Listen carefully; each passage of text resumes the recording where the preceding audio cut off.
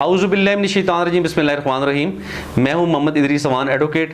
और दोस्तों, ईद अल फितर की आमद है और गुजारिश में करूंगा पूरी कौम से, पूरी पाकिस्तानी कौम से और ख़ासकर नौजवानों से कि खुदारा चांद रात को हवाई फायरिंग से गुरेज करें। यकीन जानिए कि हवाई फायरिंग बहुत ही अफसोसनाक वाक़यात रूनुमा हो जाते हैं। हवाई फायरिंग कानूनी जुर्म भी है और माशरती बुराई भी। और अपनी चंद लम्हों की खुशी के लिए किसी के घर को मातम कदा न बनाएं।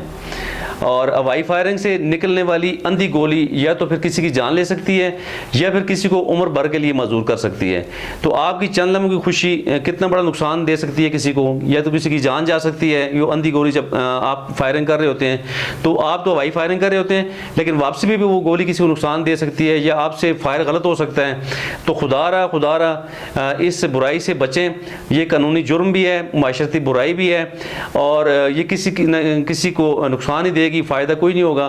तो आपकी ये फायरिंग से क्या खुशी आपको हासिल होगी चंद लम्हों की, तो क्या आप किसी दूसरे ज़रिए से खुशी हासिल नहीं कर सकते? असल खुशी तो आपकी ये है कि आपने रमज़ान अल मुबारक के 30 रोज़े रखे हैं और आपको अल्लाह ने ईद का त्यौहार खुशी का दिया है जिस पे आप इबादत करें। और चांद रात की इबादत भी काफ़ी फजीलत है उसकी भी, और वहाँ आप इबादत में मशगूल हों, आप पूरे महीने की इबादत को आप ज़ाया कर रहे हैं। तो खुदारा आप इस पर कंट्रोल करें। ख़ासकर नौजवानों से मैं ख़िताब कर रहा हूँ कि नौजवान इस पर कंट्रोल करें, चूँकि नौजवान इसमें ज़्यादा मुलव्वस होते हैं जो 30 साल से कम उम्र लोग हैं। तो हवाई फायरिंग जुर्म है और माशरती बुराई भी है। और इसमें यहाँ पे मैं गुजारिश करूँगा कि महकमा पुलिस से, चूँकि ये इसको अमल दरामद करना, इस पर हवाई फायरिंग को कंट्रोल करना, ये खालिस्तन एक पुलिस की, महकमा पुलिस की जिम्मेदारी है।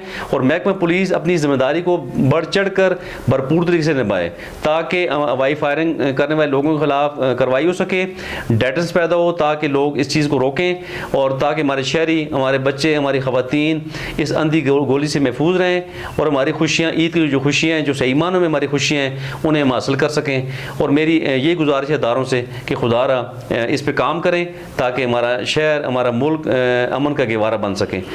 इसी के साथ चाहूँगा इजाज़त। अस्सलाम वालेकुम।